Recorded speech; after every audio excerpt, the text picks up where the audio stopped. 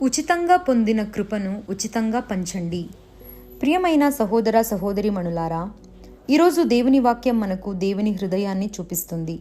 శిక్షించడంలో త్వరపడే దేవుడు కాదు, ప్రేమతో వెంబడించే తండ్రి. కృపను దాచుకోమని కాదు, పంచమని పంపే ప్రభువు. మొదటి పఠనంలో హోషేయ ప్రవక్త ద్వారా దేవుడు ఇశ్రాయేలు గురించి ఎంత మృదువుగా మాట్లాడుతున్నాడో చూడండి. ఇశ్రాయేలు బాలుడై ఉన్నప్పుడు నేను అతనిని ప్రేమించాను, నేను అతనికి నడక నేర్పాను, ప్రేమ బంధాలతో అతనిని నడిపించాను, అతనికి ఆహారం పెట్టడానికి వంగి వచ్చాను. ఇది ఎంత లోతైన చిత్రం!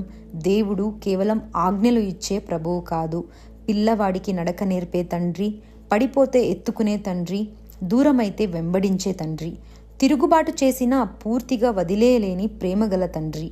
అందుకే దేవుడు ఇలా అంటాడు, నా హృదయం నా లోపల కలవరపడుతోంది, నేను నిన్ను నాశనం చెయ్యను, ఎందుకంటే నేను దేవుడను, మనిషిని కాదు. ఇక్కడ ఒక గొప్ప ఆత్మీయ సత్యం ఉంది.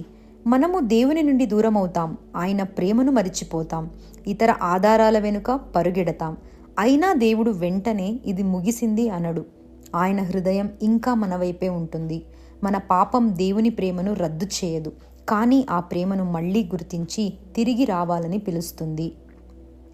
సువార్తలో యేసు తన అపోస్తలులను పంపుతూ ఇలా అంటాడు, వెళ్ళి ప్రకటించండి, పరలోక రాజ్యం సమీపించింది. అక్కడితో ఆగకుండా రోగులను స్వస్థపరచండి, కుష్ఠులను శుద్ధి చేయండి, దయ్యాలను వెళ్ళగొట్టండి, ఉచితంగా పొందారు, ఉచితంగా ఇవ్వండి అని చెబుతాడు. ఇక్కడ యేసు చెప్పేది కేవలం అపోస్తలులకే కాదు, మన అందరికీ కూడా.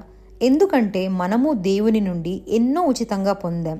రక్షణ ఉచితంగా పొందాం, క్షమాపణ, జీవితం, నీతి, శ్వాస, ప్రేమ, ఆశ, విశ్వాసం, రెండో అవకాశాలు, కష్టాల్లో నిలబెట్టిన కృప.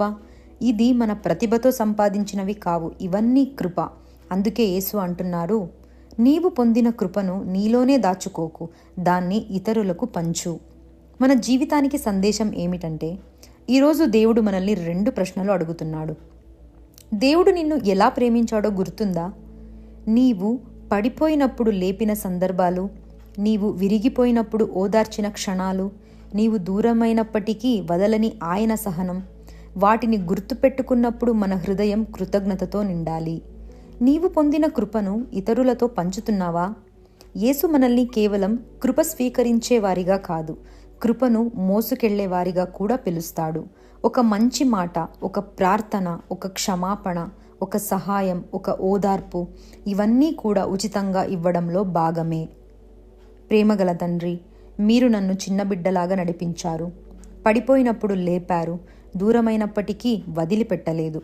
నేను ఉచితంగా పొందిన మీ కృపను ఎప్పటికీ మర్చిపోకుండా ఉండే హృదయాన్ని ఇవ్వండి. యేసు ప్రభువా, మీరు నన్ను పంపుతున్న చోట మీ రాజ్యాన్ని ప్రకటించే ధైర్యాన్ని ప్రసాదించండి.